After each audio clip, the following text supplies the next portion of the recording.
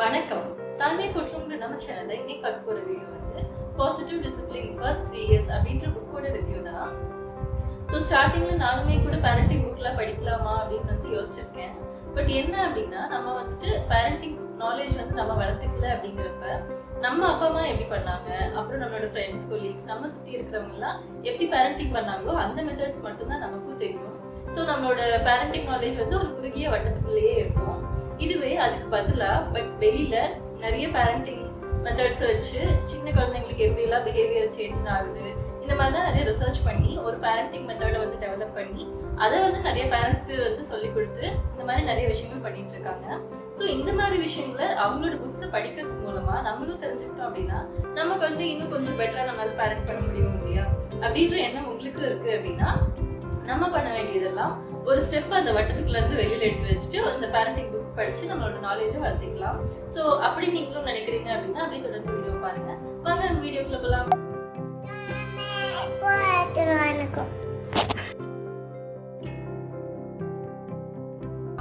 Positive disciplines first 3 years அப்படின்னு சொல்லிட்டு Jane Nelson அப்படிங்கிறவங்க எழுதின புக்கு தான் நம்ம இன்னைக்கு ரிவ்யூ பண்ண போறோம். இந்த புக்கை நான் வந்து கிண்டல் எடிஷன்ல தான் வச்சிருக்கேன். ஒரு 350 சம்திங் ஆச்சு. இது வந்து பேப்பர் பேக்கா வாங்கணும் அப்படின்னா ஒரு 900 ஆகுது. ஸோ உங்களுக்கு அஃபோர்டபுள் அப்படின்னா பேப்பர் பேக்கே வந்து ரெக்கமெண்ட் பண்ணலாம். ஸோ என்னன்னா இந்த புக்ல வந்துட்டு ஃபர்ஸ்ட் 3 இயர்ஸ் அப்படின்றது வந்துட்டு ஒரு பேசிக்கான விஷயம். இது இல்லாம சிங்கிள் பேரண்ட்ஸ்க்கு வந்து இந்த மாதிரி பாசிட்டிவ் டிசிப்ளின் பண்ணலாம்.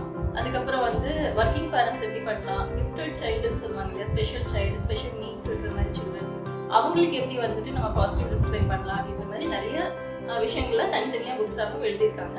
இது வந்து ஒரு பேசிக் புக்கு. ஸோ அதை பத்தி தான் நம்ம இன்னைக்கு பேச போறோம். இப்போ நம்ம ஒரு வாழ்க்கை முறையை வந்து வாழ்றோம், அதே மாதிரி ஒரு ஹைஜீனிக் மெத்தட்ஸ் இந்த மாதிரி நிறைய விஷயங்களை மேனர்ஸ் இதெல்லாம் ஃபாலோ பண்றோம் அப்படின்னா நம்ம வந்து ஜஸ்ட் ஒரு நாள்ல கத்துக்கிட்டது கிடையாது. நம்ம முன்னாடி இருந்தவங்க எல்லாம் பண்ணி அதுல இருந்து பிரச்சனைகள் ஆகி அதுல இருந்து மிஸ்டேக்ஸ்ல இருந்து நம்ம கத்துக்கிட்டு அதே மாதிரி நம்ம படிச்சு தெரிஞ்சுக்கிட்டு இந்த மாதிரியான நாலேஜ் வச்சுதான் நம்ம இப்போ பண்ணிட்டு இருக்கோம். இப்ப நான் வந்து ஒரு 90s கிட், நீங்களும் அப்படிதான் இருக்கீங்கன்னு நினைக்கிறேன்.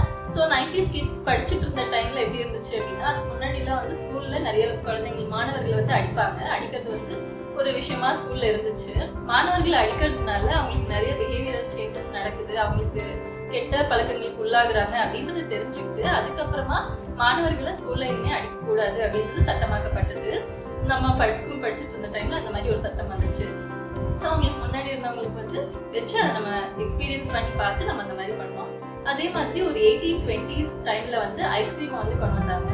ஸோ ஐஸ்கிரீமை வந்து தயாரிச்சு அதை விற்பனை பண்ணும்போது மக்கள் நிறைய பேர் அதை வந்து பிடிச்சிருந்துச்சு அப்படின்னு சொல்லிட்டு அதை வாங்கி உண்ண ஆரம்பிச்சாங்க. ஏன்னா அது ரொம்ப இனிப்பா இருந்துச்சு, ரொம்ப கிரீமியா இருந்துச்சு, ரொம்ப சுவையா இருந்துச்சு அப்படின்னு சொல்லிட்டு.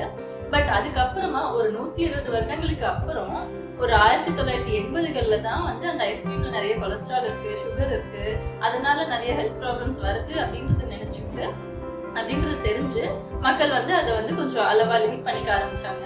ஸோ ஒருவேளை 1820ஸ்லயே அவங்களுக்கு வந்து இதை சாப்பிட்டா சுகர் இருக்கும் அப்படின்னு சொல்லியிருந்தா அவங்க கேட்டிருப்பாங்களா அப்படின்னா வாய்ப்பு ரொம்ப கம்மி. ஏன்னா இந்த இடைப்பட்ட 120 வருட காலத்துல என்ன இருக்கும் அப்படின்னா நிறைய பேருக்கு ஹார்ட் அட்டாக்ஸ் வந்திருக்கலாம், அப்படி இல்லைன்னா சுகர் இந்த மாதிரி பிரச்சனை வந்திருக்கும். அப்படி வந்ததை நம்ம எக்ஸ்பீரியன்ஸ் பண்ணியிருக்கோம், நம்ம சொந்தக்காரங்களுக்கு இல்லை நமக்கு தெரிஞ்சவங்களுக்கு இல்லை நியூஸ்ல பார்த்து தெரிஞ்சது. இந்த மாதிரி அவங்களுக்கு வந்து அவங்க பாதிக்கப்பட்டு இந்த மாதிரி பிரச்சனைகள்லாம் ஆனதுனால அதை பார்த்து அதே சமயத்துல அதை பத்தி ரிசர்ச் பண்ணி படிச்சு நம்ம வந்துட்டு ஓகே இதெல்லாம் லிமிட்டா தான் வச்சுக்கணும் அப்படின்னு சொல்லிட்டு ஒரு ஹெல்த் கான்ஷியஸான மைண்ட் வந்து இப்போ நமக்கு வந்திருக்கு. ஸோ இந்த மாதிரி ஒரு விஷயத்த நம்ம ஒரே நாள்ல எப்பவுமே கத்துக்கிட்டது கிடையாது. நிறைய எக்ஸ்பீரியன்ஸ் பண்ணி நிறைய விஷயங்கள் படிச்சதுக்கு அப்புறம் தான் நமக்கு வருது. அப்படி இருக்கிறப்ப ஒரு குழந்தை நமக்கு பிறக்குது அப்படின்னா அந்த குழந்தை பிறக்கும் போது எதுவுமே தெரியாது அப்படின்னு நான் சொல்ல மாட்டேன் கண்டிப்பா. அதுக்கு பதிலாக அந்த குழந்தைங்க பிறக்கும் போது எல்லாமே அவங்களுக்கு புதுசு அப்படின்னு சொல்லலாம். ஸோ நம்ம புதுசு, அவங்க அம்மா அப்பாவா இருக்கட்டும், அவங்களோட முகங்கள், அவங்க பேசுற மொழி, அந்த வீடு, அதுக்கப்புறம் வெளியில அந்த இயற்கை உணவு, அதுக்கப்புறம் செயற்கையா நம்ம செஞ்சு வச்சிருக்கோம் இல்லையா நிறைய வாகனங்கள், அப்புறம் டிராபிக், ரோடு, இந்த எல்லாமே புதுசு குழந்தைங்களுக்கு. அப்படி இருக்கும்போது குழந்தைங்களா வந்துட்டு ஒரு 1.5 வயசு 2 வயசுல ரோட்ல ஓடக்கூடாது, மற்ற குழந்தைங்களை அடிக்கக்கூடாது, அதுக்கப்புறம் சாப்பிட்ற கடன் பிடிக்க கூடாது அப்படின்னு நம்ம எதிர்பார்க்கிறோம் அப்படின்னா அது யார் மேல தப்பு அப்படின்னு புரியல. ஸோ இதெல்லாம் கண்டிப்பா அவங்களுக்கு வந்து எல்லாமே புதுசு, இதெல்லாம் அவங்களுக்கு தெரியாத விஷயம் அப்படின்னு எடுத்துக்கலாம். அதே சமயத்துல ஓகே அவங்க சின்ன குழந்தைங்க தானே, அடிச்சுட்டு போறாங்க இன்னொரு குழந்தைய, அதே மாதிரி ரோட்ல ஓடினா ஓடி போறாங்க, சாப்பிடலன்னா சாப்பிடாட்டி போறாங்க அப்படின்னு நம்மளால விட்டுறவும் முடியாது, அதை ஏத்துக்கவும் முடியாது. ஏன்னா அவங்களுக்கு வந்துட்டு உணவுன்றது வந்து வேணும், கண்டிப்பா இதெல்லாமே அவங்க பண்ணிதான் ஆகணும். அப்ப நம்ம என்ன பண்ணணும், நம்ம பெற்றோர்கள் என்ன பண்ணா சிறந்ததா இருக்கும் அப்படின்னு கேட்டிங்கன்னா, ஸோ வேற ஒன்றும் இல்லை, பெருசாலாம் ஒன்றும் இல்லை, நம்ம கற்று தரணும், அவங்களுக்கு சொல்லி தரணும். ஸோ டீச்சிங், இந்த டீச்சிங்கை தான் டிசிப்ளின் அப்படின்னு சொல்கிறோம். சரி, ஓகே, எப்படி சொல்லி தரலாம் அப்படின்னா, நம்ம பெற்றோர்கள் இல்லை நமக்கு அதுக்கு முன்னாடி ஜென்ரேஷன்லாம் எந்த மாதிரி ஃபாலோ பண்ணிட்டு இருந்தாங்க அப்படின்னா, குழந்தைங்ககிட்ட வந்து ஒரு டைம் சொன்னோம் அப்படின்னா அவங்க கேட்டுக்குவாங்க அப்படின்னு நம்ம எடுக்க முடியாது. ஏன்னா நம்மளே பட்டு திருந்தி அந்த மாதிரி தான் வந்திருக்கோம். அதே மாதிரி குழந்தைங்க கிட்ட ஒரு தடவை இல்லை 10 தடவை சொன்னா கூட அவங்க கேட்டுக்க மாட்டேங்கிறாங்க அப்படின்னா ஒரு கோபம் வரும் இல்லையா? அதனால கோவப்படுறது, அதுக்கப்புறம் அவங்கள மிரட்டுறது, அவங்கள திட்டுறது, அதுக்கப்புறம் ரேர் கேஸ்ல அவங்கள அடிக்கிறது, இதையெல்லாம் வந்து பியூனிட்டிவ் மெத்தட்ஸ் அப்படின்னு சொல்றாங்க. ஸோ இதை பனிஷ்மெண்ட்னு கூட சொல்லலாம். பட் குழந்தைங்க தான் தப்பே பண்ணலையே, அவங்களுக்கு தெரியாத விஷயத்த பண்ணதுக்கு நம்ம ஏன் பனிஷ் பண்ணணும்? எனிஹவ், அந்த மாதிரி பியூனிட்டிவ் மெத்தட்ஸை ஃபாலோ பண்ணி தான் அவங்களை டிசிப்ளின் பண்ணிட்டு இருந்திருக்கோம் இதுக்கு முன்னாடி வரைக்கும். மேபி இப்போ கூட நம்ம பண்ணிருக்கலாம். இது இல்லாம இந்த ஜென்ரேஷன்லயும், நம்ம பிறந்த நம்ம ஜென்ரேஷன்லயும் இந்த ஜென்ரேஷன் இப்போ இருக்கிற குழந்தைங்களுக்கும் நம்ம என்ன பண்றோம் அப்படின்னா, ரிவார்ட்ஸ் அப்படின்ற பேர்ல லஞ்சம் கொடுக்குறோம். ரிவார்ட்ஸ் அப்படின்னா என்னன்னா, அவங்க வந்துட்டு சாப்பிட மாட்டேங்கிறாங்க அப்படின்னா, சரி நீ கொஞ்சம் வேடிக்கை பார்த்துட்டே சாப்பிடு, நீ விளையாடிட்டே நான் ஊட்டி விட்டுடுறேன், அப்படி இல்லைன்னா கொஞ்சம் டிவி பார்த்துட்டே நீ சாப்பிடு அப்படின்னு சொல்றதா இருக்கட்டும். இல்ல அவங்க ஸ்கூலுக்கு போக மாட்டாங்க, ஏதாவது பண்ண மாட்டேங்கிறாங்க அப்படின்னா, நீ பண்ணனா நான் உனக்கு சாக்லேட் கொடுப்பேன், நீ பண்ணனா குட் பாய் இல்ல நான் ஏதாவது கொடுப்பேன் அப்படின்ற மாதிரி சொல்றது. இது வந்து ரிவார்ட்ஸ் அப்படின்னு சொல்றாங்க. பட் ஆக்சுவலி இது ஒரு லஞ்சம் அப்படின்னு சொல்லலாம். ஸோ இதனால என்ன ஆகும் அப்படின்னா, அவங்க சாப்பிடணுங்கிறதையோ இல்லை வந்துட்டு ஸ்கூலுக்கு போகணுன்றதையே கற்றுக்க மாட்டாங்க. அதுக்கு பதிலாக அவங்க சாப்பிட்றதுக்காகவோ இல்லை ஸ்கூலுக்கு போகிறதுக்காகவோ நம்ம என்ன வேணாலும் பண்ணுவோம் அப்படின்றது தெரிஞ்சுக்குவாங்க. அப்போ என்ன பண்ணுவாங்க அப்படின்னா, நம்மளை பிளாக்மெயில் பண்ணுறதுக்கு ஆரம்பிக்கலாம். ஸோ நீ சாக்லேட் நீ ஸ்கூலுக்கு போனால் சாக்லேட் கொடுப்பேன் அப்படின்றது இல்லாமல், நீ சாக்லேட் கொடுத்தா தான் நான் ஸ்கூலுக்கு போவேன் அப்படின்னு சொல்லுவாங்க. அந்த சின்ன சாக்லேட் பெரிய சாக்லேட் ஆகலாம், அது ஒரு பிளே ஸ்டேஷனாக கூட ஆகலாம். பிளே ஸ்டேஷன் கொடுத்தா தான் நான் ஸ்கூலுக்கு போவேன்னு சொல்லி அவங்க நம்மளை பிளாக்மெயில் பண்ணதான் கற்றுக்குவாங்க. ஸோ உண்மையான விஷயத்த அவங்க இதில் கற்றுக்கிறது இல்லை. ஓகே, அப்போ பியூனிட்டிவ் மெத்தட்ஸ் பண்ணோம் இல்லையா, மிரட்டுறது, திட்டுறது, அடிக்கிறது, இதுலலாம் அவங்க கற்றுக்குவாங்களா அப்படின்னா, அதுலேயும் வந்து நிறைய ட்ராபேக்ஸ் இருக்குது. அது என்ன அப்படின்னு ஒரு எக்ஸாம்பிள் வச்சு பார்க்கலாம். ஸோ வந்துட்டு ஒரு சின்ன குழந்தை இருக்காங்க, அவங்க இன்னொரு குழந்தை கூட விளையாடிட்டு இருக்கிறப்ப அவங்கள அடிச்சிடுறாங்க. உடனே அவங்க அம்மா வந்து பார்த்துட்டு நிறைய டைம் இதுக்கு முன்னாடி சொல்லிட்டாங்க, அதனால அவங்க அம்மா ரொம்ப கோவம் வந்துச்சுன்னு வச்சுக்கலாம். ஸோ இன்னொரு குழந்தை இப்படி அடிக்கக்கூடாது அப்படின்னு சொல்லிட்டு இந்த குழந்தைய அவங்க அம்மா அடிச்சிடுறாங்கன்னு வச்சுக்கலாம். அப்போ அந்த குழந்தை என்ன நினைக்கும், நம்ம பொம்மையை அந்த குழந்தை பிடுங்கிருச்சுன்னு சொல்லிட்டு கோவப்பட்டு அந்த குழந்தைய நம்ம அடிச்சது தப்பு, ஆனா நம்ம அவங்கள அடிச்சிட்டோம்னு கோவப்பட்டு அம்மா நம்மளை அடிச்சது தப்பு இல்லை அப்படின்னு புரிஞ்சுக்குவாங்க. அதனால நம்ம இனிமே யாரையும் அடிக்கக்கூடாது அப்படின்னு எடுத்துக்குவாங்க. அவங்கள பொறுத்த வரைக்கும் நம்ம அந்த குழந்தைய அடிச்சது தப்புன்னா அம்மா நம்மளை அடிச்சதும் தப்பு தான் அப்படின்ற மாதிரி தான் நினைப்பாங்க. ஸோ இந்த விஷயத்துல அவங்க உண்மையிலே கத்துக்க வேண்டியது, மற்றவங்க அடிக்கக்கூடாதுன்றதை கத்துக்க வேண்டியது கத்துக்கல. ஸோ இது ஒரு டிராபேக்.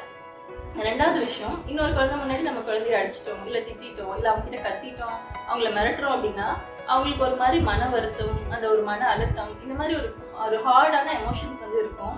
ஸோ அந்த எமோஷனே இந்த சின்ன குழந்தைங்களால அவ்வளோ தாங்கிக்க முடியாது, ஏன்னா அவங்க சின்ன குழந்தைங்க. ஸோ அதனால அந்த ஒரு எமோஷன் வந்து இருக்கும். இது ஒரு டிராபேக். இன்னொரு டிராபேக் என்னன்னா, நம்ம அந்த குழந்தைய திட்டோம் இல்லை அடிச்சிட்டோம் அப்படின்றதுனால நமக்கும் அவங்களுக்கும் இருக்கிற அந்த பாண்டிங், அந்த புரிதல் வந்து கம்மியாயிடும். நம்ம கிட்ட அவ்வளோ ஈஸியா எல்லா விஷயத்தையும் ஷேர் பண்ணிட மாட்டாங்க. எங்க ஷேர் பண்ணா அம்மா நம்மளை திட்டுவாங்களோ மிரட்டுவாங்களோ அப்படின்னு சொல்லிட்டு அவங்க அதை பண்ண மாட்டாங்க. ஸோ நமக்கும் அவங்களுக்கும் இருக்கிற அந்த பாண்டிங் வந்து கட் ஆயிடும். ஸோ இந்த மாதிரி டிராபேக்ஸ் இருக்கிறதுனால நம்ம என்ன பண்ணலாம்னா, நம்ம புரிஞ்சுக்கலாம், ஓகே இந்த குழந்தைங்க இதெல்லாம் தெரியாம நடந்துக்கிறாங்க அப்படின்றத புரிஞ்சுக்கலாம். அதனால கோவப்படாம அவங்க கிட்ட அன்பா அக்கறையா அவங்களுக்கு புரிஞ்சுக்கிற மாதிரி சொல்லி கொடுத்தோம் அப்படின்னா அவங்க கேட்டுக்குவாங்க. அந்த மாதிரியான மெத்தட்ஸ் தான் வந்துட்டு பாசிட்டிவ் டிசிப்ளின் அப்படின்னு சொல்றோம். ஸோ இப்போ இந்த எக்ஸாம்பிள்ல எப்படி பாசிட்டிவ் டிசிப்ளின் பண்ணலாம் அப்படின்றத நான் சொல்றேன். இப்போ இந்த குழந்தை வந்துட்டு இன்னொரு குழந்தைய அடிச்சிட்டாங்க இல்லையா, அப்ப அந்த குழந்தையோட அம்மா அவங்க கிட்ட வந்துட்டு அடிப்பட்ட அந்த குழந்தைகிட்ட, அடடா என் குழந்தை உன்னை அடிச்சது ரொம்ப தப்பு, அவளுக்காக நான் உங்ககிட்ட மன்னிப்பு கேட்டுக்கிறேன், உனக்கு வலிக்குதா அப்படின்ற மாதிரி கேட்டுட்டு, அதுக்கப்புறமா அவங்க குழந்தைகிட்ட, ஓகே உன்னோட பொம்மையை அவன் பிடுங்கிட்டான்றதுக்காக நீங்க கோவப்பட்டது நியாயம்தான், ஆனா அந்த கோவத்துல இன்னொருத்தங்களை அடிக்கிறது ஹர்ட் பண்றதுலாம் வந்து நியாயம் இல்லை அப்படின்னு சொல்றாங்க. அதே மாதிரி அந்த குழந்தைகிட்டையும், நீங்க வந்துட்டு அந்த பொம்மையை பார்க்கும்போது உங்களுக்கு அதை வச்சு விளையாடணும்னு ஆசை வந்துச்சு, அதனால பிடுங்கிட்டீங்கன்னு நினைக்கிறேன், இனிமே அந்த மாதிரி உங்களுக்கு ஆசைப்பட்டீங்க அப்படின்னா இந்த பொம்மையை கூட நான் விளையாடி தரேன்னு சொல்லிட்டு கேட்டு வாங்குங்க அப்படின்னு நம்ம சொல்லி தர்றோம். ஸோ இந்த இடத்துல அவங்க அம்மா ரொம்ப காமா அதை வந்து ஹேண்டில் பண்றாங்க. ஸோ நம்மளும் எந்த பிரச்சனை வந்தாலும் காமா ஹேண்டில் பண்ணும் அப்படின்ற விஷயத்த அந்த குழந்தைங்க புரிஞ்சுக்குவாங்க. அதே மாதிரி அவங்க அடிச்சுட்டாங்க, ஒரு தப்பு பண்ணிட்டாங்க அப்படின்னா அதுக்காக நம்ம ஃப்ரஸ்ட்ரேட் ஆகணும்னு அவசியம் இல்லை. நம்ம பண்ண தப்பை எப்படி சரி செய்யலாம் அப்படின்றதுக்காக அவங்க கிட்ட மன்னிப்பு கேட்கறதுக்கு வந்து அவங்க அம்மாவே மன்னிப்பு கேட்டாங்க. ஸோ இப்படிதான் நம்ம சரி செய்யணும் அப்படின்றதையும் சொல்லி கொடுத்துட்டாங்க. அப்புறம் இன்னொரு விஷயம், இதுக்காக அழிக்கக்கூடாது அப்படின்றதையும், அவங்களோட ஓன் ஃபீலிங்ஸ் வந்து கோவப்பட்டாங்க, இல்லை அவங்களுக்கு வாங்கணுன்ற ஆசை இருந்துச்சு, இந்த மாதிரி ஃபீலிங்ஸையும் அவங்க வந்து லேபிள் பண்ணிட்டாங்க. ஸோ இந்த ஃபீலிங்ஸ் இருக்கிறதெல்லாம் நியாயம்தான் அப்படின்றதையும் அவங்க அம்மா சொல்லிட்டாங்க.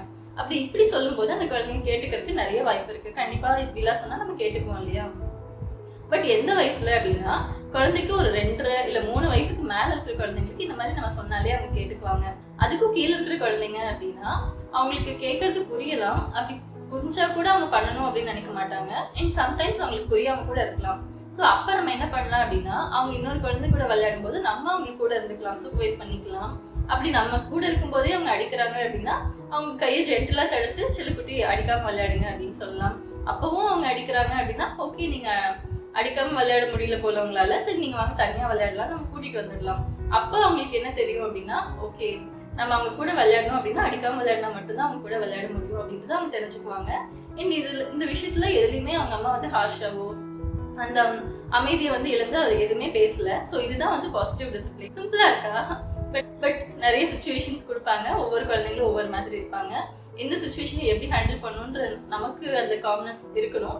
அப்போ வந்து கொஞ்சம் டிஃபிகல்ட்டாக இருக்கலாம். இந்த மாதிரி நிறைய டூல்ஸ், நிறைய ஆப்ஷன்ஸ் வந்து இந்த பாசிட்டிவ் டிசிப்ளின் புக்கில் வந்து நிறையவே தர்றாங்க. அண்ட் இன்னொரு முக்கியமான விஷயம் என்னன்னா, இந்த மாதிரி பாசிட்டிவ் டிசிப்ளின் பண்ணுறதே வந்து 2ஆம் பட்சம் தான், இதுவே செகண்டரி தான். அப்போ இதுக்கும் முன்னாடி நம்ம பண்ண வேண்டிய ஒரு முக்கியமான ஒரு கடமை இருக்கு அப்படின்னு சொல்றோம். அது என்ன கடமை அப்படின்னா, குழந்தைங்க பிறக்கும் போது ரொம்ப புதுசு, எல்லாமே புதுசா இருக்கும் அப்படின்னு சொன்னேன் இல்லையா?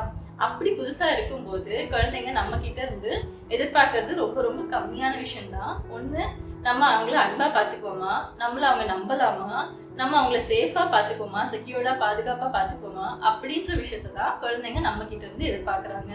இந்த 3 விஷயத்தையும், அந்த லவ், சேஃப்டி, செக்யூர்ட்னஸ், அதுக்கப்புறம் இந்த ட்ரஸ்ட், இது எல்லாத்தையும் நம்ம குழந்தைங்களுக்கு கொடுத்துட்டோம் அப்படின்னா குழந்தைங்களுக்கும் நமக்கும் இடையில ஒரு நல்ல ஃபவுண்டேஷன் வந்து ஏற்பட்டுரும். அந்த ஃபவுண்டேஷனும் நம்ம சரியா அமைச்சிட்டோம் அப்படின்னா அதுக்கு மேல டிசிப்ளின் இருக்கட்டும், இல்லை வேற என்ன விஷயங்களா இருக்கட்டும், அதை நம்ம ஈஸியா ஹேண்டில் பண்ணிடலாம் அப்படின்னு சொல்றாங்க. ஸோ இந்த ஃபவுண்டேஷனை எப்படி கொடுக்கலாம் அப்படின்னா, இது வந்து 1 day ப்ராசஸ் கிடையாது.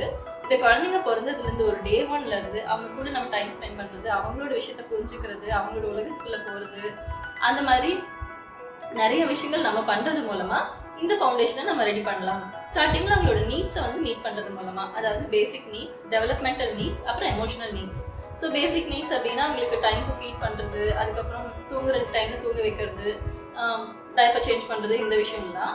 அதுக்கப்புறம் டெவலப்மெண்டல் நீட்ஸ் அப்படின்னா குழந்தைங்க வளர ஒவ்வொரு ஸ்டேஜ்ல ஒவ்வொரு டெவலப்மெண்டல் நீட்ஸ் அவங்களுக்கு இருக்கும். இல்லை நிறைய டெவலப்மெண்டல் நீட்ஸ் கூட ஒரே டைம்ல இருக்கலாம். ஸோ அதெல்லாம் என்னன்னு நம்ம புரிஞ்சுக்கிட்டு அதை வந்து நம்ம சாட்டிஸ்ஃபை பண்ற மாதிரி இருக்கணும்.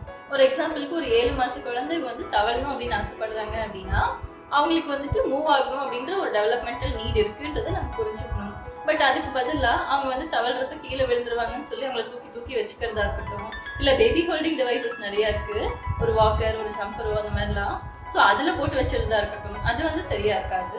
அதுக்கு பதிலாக அவங்களுக்கு ஒரு பாய் கொடுத்து, பாயோ இல்லை ஒரு மேட்டோ போட்டு சேஃபான ஒரு என்வரான்மெண்ட்டை கிரியேட் பண்ணி அங்கே நீங்கள் தவளுங்க அப்படின்னு சொல்லலாம். அப்படி இல்லைன்னா நம்ம அவங்க கூட இருந்துட்டு ஓகே அவங்க விழுந்தாலும் நம்ம வந்து கூட இருக்கோம் பாதுகாப்புக்காக அப்படின்ற ஒரு சப்போர்ட் கொடுத்துட்டு அப்புறமா அவங்கள தவள சொல்லலாம். ஸோ இதுதான் வந்து நம்மளோட டெவலப்மெண்டல் நீடை சாட்டிஸ்ஃபை பண்ணுறது. அப்புறம் 3வது, இதுதான் ரொம்ப முக்கியம், நிறைய டைம் நம்ம ஃபெயில் ஆகிடுவோம். ஸோ இது என்னன்னா எமோஷனல் நீட்ஸை சாட்டிஸ்ஃபை பண்ணோம். ஸோ குழந்தைங்களுக்கு சில எமோஷனல் நீட்ஸ் இருக்கும். என்னன்னா அவங்க எப்பவுமே நம்மளோட அன்பை எதிர்பார்ப்பாங்க, அவங்க ஹாப்பியா இருக்கிற டைம்லயும் நம்மளோட அன்பை எதிர்பார்ப்பாங்க, அவங்களுக்கு சேடா இல்லை டஃப் டைம்லயும் அவங்க நம்மளோட அன்பை எதிர்பார்ப்பாங்க. இப்போ ஒரு எக்ஸாம்பிளுக்கு ஒரு 2.5 வயசு குழந்தை வெளியில போறாங்க, இல்லை கடைக்கு போறாங்க, இல்லை வீட்லயே கூட ஏதாவது ஒரு விஷயம் கேட்குறாங்க. பட் நம்ம அவங்களுக்கு அதை கொடுக்கல அப்படின்னா அந்த வருத்தத்தை அவங்களால தாங்கிக்க முடியாது. அந்த டிசப்பாயின்மெண்ட்டை தாங்கிக்க முடியாதனால அவங்க கொஞ்சம் ஹார்ஷா பிஹேவ் பண்றதுக்கு வாய்ப்பு இருக்கு. தூக்கி போடுறது, இல்லை அடிக்கிறது, இல்லைன்னா கத்துறது, இந்த மாதிரி விஷயங்கள்லாம் இருக்கு. பட் அந்த டைம்ல கூட அந்த டைம்ல தான் அவங்களுக்கு அதிகமா நம்மளோட அன்பு தேவை. ஏன்னா அவங்களால தாங்கிக்க முடியல, ஹார்ட் டைம் அவங்களுக்கு அப்படின்ட்டு. அந்த டைம்லயும் நம்மளால அவங்களுக்கு வந்து அன்பு தர முடியும், அவங்களோட வர்ஸ்ட் பிஹேவியர்லயும் நம்மளால அவங்களுக்கு அன்பு காட்ட முடியும் அப்படின்னு நம்ம தெரிய வச்சிட்டோம் அப்படின்னா அவங்க கண்டிப்பா வந்துட்டு நம்மளையும் ஏத்துக்குவாங்க, நம்ம மேல நம்பிக்கை வச்சிருப்பாங்க, நம்ம கிட்ட எல்லா விஷயங்களையும் ஷேர் பண்ணிக்குவாங்க. ஸோ இதுதான் வந்துட்டு அந்த ஃபவுண்டேஷன் வந்து ரெடி பண்றது அப்படின்னு சொல்றாங்க. இந்த விஷயத்துக்கு என்னென்னலாம் பண்ணலாம், எப்படிலாம் வந்து பண்ணலாம் அப்படின்னு சொல்லிட்டு நிறைய டூல்ஸ், நிறைய ஆப்ஷன்ஸ், நிறைய கான்செப்ட்ஸ், அது மட்டும் இல்லாம நிறைய சினாரியோஸ்ல ஸ்டோரிஸும் சொல்றாங்க. சினாரியோஸ்ன்னு பார்த்தா வந்துட்டு ஒரு ஸ்லீப் டைமாக இருக்கட்டும், மீல் டைமாக இருக்கட்டும், அப்புறம் பேரண்ட்ஸோட ஓன் டைம் எடுத்துக்கிறது, அதோட importance, breast feeding, breast weaning, இந்த மாதிரி நிறைய சுச்சுவேஷனில் எப்படி பாசிட்டிவ் டிசிப்ளின் பண்ணலாம் அப்படின்றதையும் சொல்கிறாங்க. அண்ட் அது மட்டும் இல்லாமல் ஸ்டோரிஸையும் சொல்கிறாங்க. ஸோ ஒரு ஃபேமிலி இப்படி பண்ணாங்க, அப்படி பண்ணியிருக்கலாம், அதே மாதிரி ஒரு ஃபேமிலி பாசிட்டிவ் டிசிப்ளினாக இப்படி பண்ணனால குழந்தைங்களோட பிஹேவியர் இப்படி இருந்துச்சு, இந்த மாதிரி நிறைய விஷயங்கள் சொல்கிறாங்க. ஸோ ஸ்டோரிஸும் நமக்கு ரொம்ப ஹெல்ப்ஃபுல்லாக இருக்கும் நம்ம குழந்தைங்கக்கிட்ட இதை இம்ப்ளிமெண்ட் பண்ணுறதுக்கு. ஸோ இந்த வீடியோட ஸ்டார்டிங்கில் இந்த பேரண்டிங் புக்லாம் படிக்கலாமான்னு நானே யோசித்தேன் அப்படின்னு சொன்னேன் இல்லையா. இதுக்கப்புறம் இந்த புக்கை நான் படித்ததுக்கப்புறம் இந்த மெத்தடாலஜிஸை நான் நிலன்கிட்ட வந்து ஃபாலோ பண்ணதுக்கப்புறமா, ஏன்னா அந்த இம்ப்ளிமெண்டேஷன் தான் ரொம்ப கஷ்டம், படிக்கிறது கூட ஈஸியாக இருக்கும். குழந்தைங்க நடந்துக்கும் போது நம்ம அந்த டைம் அதை யோசித்து அதை பண்ணுறது தான் கொஞ்சம் கஷ்டமாக இருக்கும். அந்த விஷயத்தையும் பண்ணும்போது அவர் அதை அக்செப்ட் பண்ணிக்கிறாரு. சப்போஸ் சம்டைம்ஸ் இப்போதான் நிலனுக்கு 2 வயசு ஆயிருக்கு, ஸோ இப்போதான் கொஞ்சம் டேண்ட்ரம்ஸ்லாம் ஆரம்பிச்சிருக்கு. ஸோ அந்த மாதிரி டைம்லையும் நான் வந்து பண்ணிட்டு அதுக்கப்புறம் ஹக் பண்ணிக்கோ அப்படின்னு சொன்னால் அவர் பண்ணிக்கிறாரு. அவருக்கு என்னால் அந்த அன்பை கொடுக்க முடியுது அப்படின்றது அவருக்கு கொஞ்சம் கொஞ்சமாக தெரியுது அப்படின்னு நினைக்கிறேன். ஸோ அந்த இதெல்லாம் பார்க்கும்போது எனக்கே கொஞ்சம் ஹாப்பியாக இருக்குது. ஓகே, நம்ம கொஞ்சம் கான்ஃபிடென்ட்டாக பண்ணுறோம் அப்படின்னு சொல்லிட்டு. அஃப்கோர்ஸ் நான் வந்து ஒரு பர்ஃபெக்ட் மாம் அப்படின்லாம் நான் சொல்லலை, நிலனும் பர்ஃபெக்ட் சைல்டு அப்படின்னு நான் சொல்லலை. டேண்ட்ரம்ஸ் இருக்கும், அழுக செய்வாங்க, அவங்க கேட்டது எப்பவுமே என்னாலையும் கொடுக்க முடியாது. பட் ஸ்டில் அவங்களோட டஃப் டைம்ஸில் நம்ம எப்படி ஹேண்டில் பண்ணுறோம், எப்படி அமைதியாக இருக்கும், எப்படி கான்ஃபிடென்ட்டாக நம்ம அவங்கள வந்து ஹேண்டில் பண்ணுறோம் அப்படின்ற விஷயத்துல நான் நிறைய இந்த புக்ஸ் படித்து தெரிஞ்சுக்கிட்டேன். இந்த ஒரு புக் படிச்சதுக்கப்புறம் இன்னும் நிறைய புக் படிக்கணும்னு எனக்கு நிறைய ஆர்வம் வந்துச்சு. நிறைய புக்ஸையும் நான் படிச்சுட்டு இருக்கேன். இருந்தாலும் இந்த புக் வந்து த பெஸ்ட் புக் அப்படின்னு நான் சொல்லுவேன். கண்டிப்பாக எல்லாருக்கும் நான் ரெக்கமெண்ட் பண்ணுவேன். எல்லா பேரண்ட்ஸ்க்கும் மஸ்ட் ஹேவ் புக் அப்படின்னு சொல்லுவேன். ஸோ நீங்களும் இந்த புக்கை வந்து படித்து யூஸ்ஃபுல்லாக இருக்கணும் அப்படின்னு நான் நினைக்கிறேன். இதே மாதிரி பாசிட்டிவ் பேரண்டிங்கை பற்றி வீடியோஸாக தெரிஞ்சுக்கணும் அப்படின்னா நம்மக்கிட்ட ஒரு பிளேலிஸ்ட் இருக்குது நம்ம சேனலில். நான் லிங்க் வந்து மேலே கொடுக்குறேன், அது பாருங்கள். அதே மாதிரி இந்த வீடியோ உங்களுக்கு பிடிச்சிருக்கு, யூஸ்ஃபுல்லாக இருக்குது அப்படின்னா நம்ம வீடியோவை லைக் பண்ணுங்கள், ஷேர் பண்ணுங்கள்.